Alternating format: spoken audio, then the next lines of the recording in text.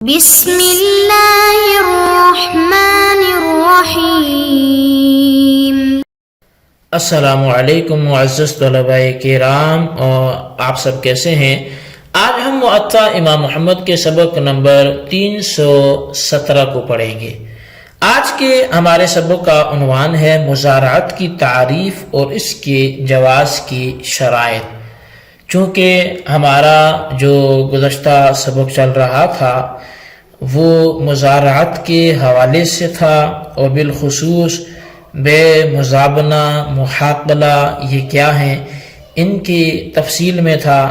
زمین کو کرائے پر دینا جائز ہے ناجائز ہے، اس حوالے سے تھا۔ تو اسی کے ضمن میں مضارعت کی تعریف اور اس کے جواز کی جو کچھ شرائط ہیں وہ بیان کی جائیں گی۔ ان کو اچھی طرح آپ سمجھیں، اس کے خلاصے کو اپنے رجسٹر پر ضرور لکھیں، پوائنٹس کی صورت میں لکھیں۔ امام اعظم امام ابو حنیفہ رضی اللہ تعالیٰ عنہ نے فرمایا کہ تہائی اور چوتھائی مقدار جو پیداوار ہے اس پر مضارعت باطل ہے۔ صاحب ہدایہ فرماتے ہیں جاننا چاہیے کہ مضارعت باب مفاعلہ کا مصدر ہے جو زرع سے بنا ہے۔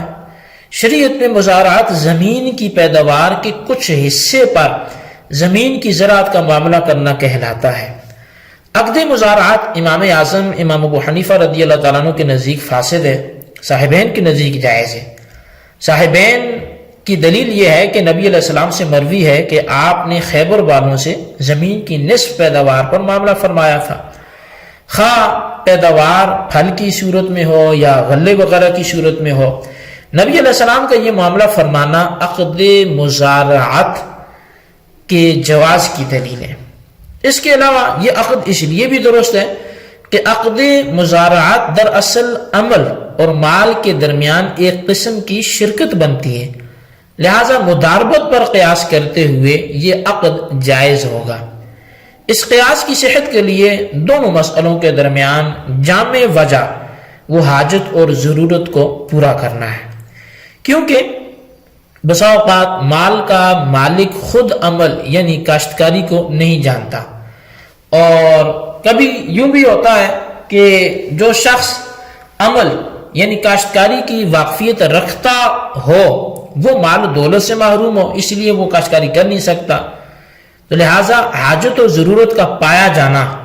جو ان دونوں کے درمیان ہے کہ جس کے پاس ہیں وہ پیسے ہیں وہ کاشتکاری نہیں کر سکتا، جس کے پاس کاشتکاری کی زمین ہے اس کے پاس پیسے نہیں ہیں، تو حاجت و ضرورت کا ان دونوں کے درمیان پایا جانا اس عقد کے جواز کی وجہ بنتی ہے۔ لیکن یہ قیاس بکریوں یا مرغیوں یا ریشم کے کیڑوں کو نصف پیداوار پر دینا ان اشیاء پر نہ کیا جائے گا، یعنی یہ قیاس ان چیزوں پر نہ کیا جائے۔ یہ عقد کسی کے نزدیک بھی جائز نہیں ہے۔ اس کی وجہ یہ ہے کہ ان اشیاء کے حصول میں کام کرنے والے کے کام کا کوئی دخل نہیں ہے، لہٰذا جب ان کا بھی دخل ہی نہیں تو حاجت و ضرورت بھی ثابت نہیں ہوگی۔ امام اعظم امام ابو حنیفہ رضی اللہ عنہ کی دلیل یہ ہے کہ نبی علیہ السلام نے مخابرہ سے منع فرمایا، اور مخابرہ مضارعت کو ہی کہتے ہیں، اور عقد مضارعت کے عدم جواز کی یہ وجہ بھی ہے کہ یہ عقد دراصل عمل سے حاصل شدہ نفع کے بعض حصے پر عامل کو کرائے پر لینا ہے، اور یہ جائز نہیں ہے، تو یہ عقد کفیز تہان کے معنی میں ہو جائے گا۔ تو غرض یہ کہ جب امام اعظم کے نزدیک عقد مضارعت درست نہیں ہے، لیکن اس کے باوجود اگر کسی نے یہ عقد کر کے زمین کو سیراب کیا، اس میں حل وغیرہ چلایا، لیکن اس میں پیداوار کچھ بھی ہوئی، تو اس صورت میں کام کرنے والے کو اجرت مثلی دینا واجب ہوگا، کیونکہ یہ جو عقد ہوا ہے اجارہ فاسدہ کے حکم میں ہو جائے گا، اور اجارہ فاسدہ میں کام کرنے والے کو اجرت مثلی ملتی ہے۔ یہ حکم اس وقت ہے جب جو تخم ہے یعنی بیج ہے وہ زمین کے مالک کی طرف سے مہیا کیا گیا ہو، اور اگر بیج بھی کاشتکار نے مہیا کیا ہو تو پھر کاشتکار کو زمین کی اجرت مثلی دینا ہوگی، یعنی یوں سمجھا جائے گا کہ مالک نے اپنی زمین کاشتکار کو کرائے پر دی تھی۔ ان دونوں صورت میں پیداوار مکمل طور پر بیج والے کی ہوگی، کیونکہ پیداوار اس کے بیج سے ہوئی ہے جس کا مالک وہ خود تھا،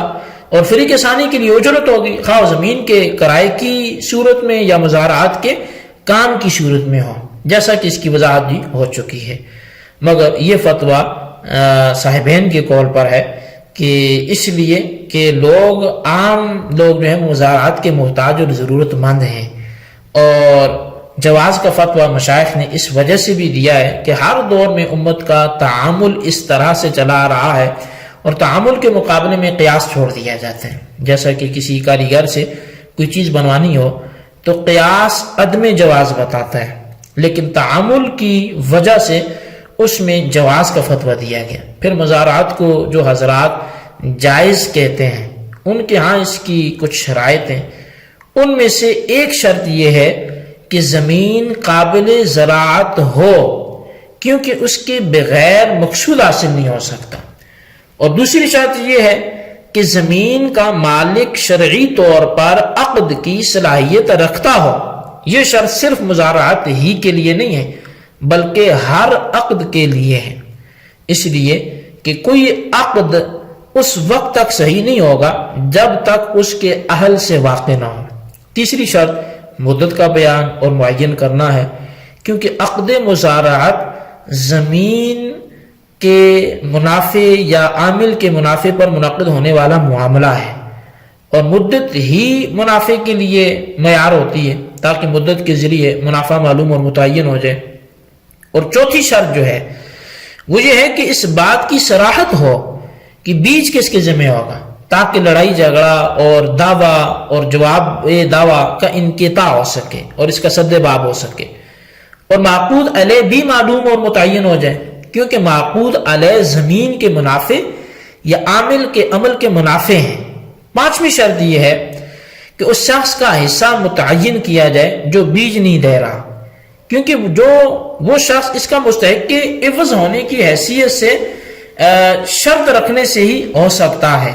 لہذا اس کا معلوم اور متعین ہونا وہ ضروری ہوگا، لازم نہیں ہوتی۔ تو چھٹی شرط جو ہے وہ یہ ہے کہ زمین کا مالک زمین اور عامل کے درمیان رکاوٹوں کو دور کر کے عامل کو آزاد چھوڑے گا، یعنی زمین میں تصرفات جو زراعت کے ہیں وہ کلی اختیار جو کاشتکار کو وہ دے دے اور اپنی رائے یا حکم کا اسے پابند نہ رکھے۔ اسی کا یہ نتیجہ ہے، اگر مالک زمین جو ہے زمین کا مالک جو ہے وہ عامل کے ساتھ اپنے عمل کی شرط کی وہ رکھتا ہے تو مزارعات فاسد ہو جائے گی۔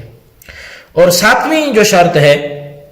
وہ یہ ہے کہ زمین میں حاصل شدہ پیداوار میں شرکت ہے، جبکہ پیداوار حاصل ہو جائے، اس وجہ سے کہ مزارعات اپنی انتہا کے اعتبار سے عقد شرکت ہو کر منعقد ہوتی ہے، تو یہ چیز بھی اس شرکت کو قطع کرنے والی عقد کے لیے مفسد ہوگی۔ آٹھویں شرط جو ہے وہ تخم کی جنس کا بیان کر دینا ہے تاکہ اجرت معلوم ہو جائے، کیونکہ پیداوار کی نوع اسی طرح معدوم و متعین ہو سکتی ہے، اور ہو سکتا ہے کہ زمین کا مالک اناج کی اس قسم کا رضامند نہ ہو جو قسم کاشتکار نے زراعت کی ہو۔ تو بہرحال یہ ہدایہ سے جو آپ کے سامنے کچھ باتیں رکھی گئی تو صاحب ہدایہ کی جو مذکورہ یہ وضاحت تھی، اس سے معلوم یہ ہوتا ہے کہ عقد مزارعات احناف کے نزدیک جائز ہے، بشرط کہ وہ شرائط بھی مکمل ہوں جن کو ذکر کیا گیا ہے۔ عقد مزارعات ایسا مسئلہ ہے جسے تقریباً فقہ کی ہر کتاب میں ذکر کیا گیا ہے، اور اس حوالے سے کافی باتیں جو ہیں وہ آپ کے سامنے ذکر کر لی گئی ہیں، اور مختلف کتابوں میں اس کو مختلف انداز سے بیان کیا گیا ہے۔ بالخصوص مصنف ابن ابی شیبہ میں موسیٰ بن طلحہ کہتے ہیں کہ سعد اور ابن مسعود اپنی اپنی زمین تہائی یا چوتھائی حصے پر زراعت کے لیے دیا کرتے تھے۔ طاؤس کہتے ہیں کہ ہمارے پاس حضرت معاذ ہے اور ہم اپنی اپنی زمین تہائی اور چوتھائی حصے پر دیا کرتے تھے، انہوں نے اس پر ہمیں کوئی عیب نہیں لگایا۔ ابو جعفر کہتے ہیں کہ رسول کریم صلی اللہ علیہ وسلم نے اہل خیبر کو زمین کے ایک حصے پر کاشتکار مقرر کیا، پھر ابو بکر، عثمان اور علی نے بھی ایسے ہی کیا، پھر آج تک یہی چلا آ رہا ہے۔ اب وہ تہائی اور چوتھائی حصہ دیتے ہیں۔ ابو جعفر سے ہی عمر بن عثمان بیان کرتے ہیں کہ میں نے مزارعات کے بارے میں ان سے دریافت کیا کہ تہائی اور چوتھائی حصے پر زمین دینا جائز ہے؟ تو کہنے لگے اگر تو آل ابو بکر، آل عمر اور آل علی کو دیکھتا تو وہ تمہیں ایسا کرتے نظر آتے۔ تو اسی طرح کلیب بن وائل کہتے ہیں کہ میں نے ابن عمر سے پوچھا، ایک شخص کی زمین اور پانی ہے لیکن بیج اور بیل نہیں، تو اس نے اپنی زمین مجھے نصف پر دی ہے، تو میں نے اس میں اپنے بیج ڈالے ہیں اور اپنے بیل کام میں لگائے ہیں، پھر میں نے باہم آدھا آدھا حصہ کر لیا ہے، کیا یہ جائز ہے؟ تو فرمانے لگے بہت اچھا ہے۔ علی کہتے ہیں کہ نصف پر زمین برائے مزارعات دینے میں کوئی حرج نہیں ہے۔ اسماعیل بن ابو خالد وہ ایک شخص کے بارے میں بیان کرتے ہیں کہ اس نے حضرت انس سے بیان کیا، کہا کہ میری زمین اور میرے بیل برابر ہیں۔ طلحہ قات وہ کہتے ہیں میں نے طاؤس سے سنا، فرماتے تھے کہ نصف، ثلث اور ربع پر زمین دینے میں کوئی حرج نہیں ہے۔ عبد الرحمن بن مسعود کہتے ہیں میں تہائی اور چوتھائی حصے پر مزارعت کیا کرتا تھا، میں اس مسئلہ کو علقمہ اور اسود کے پاس لے گیا، اگر وہ اسے گناہ سمجھتے تو مجھے منع کر دیتے۔ یحییٰ بن سعید کہتے ہیں کہ عمر بن عبدالعزیز حضرت عطا کو کہا کرتے تھے کہ زمین تہائی اور چوتھائی پر ہے۔ قاسم اور ابن سیرین سے ہشام بیان کرتے ہیں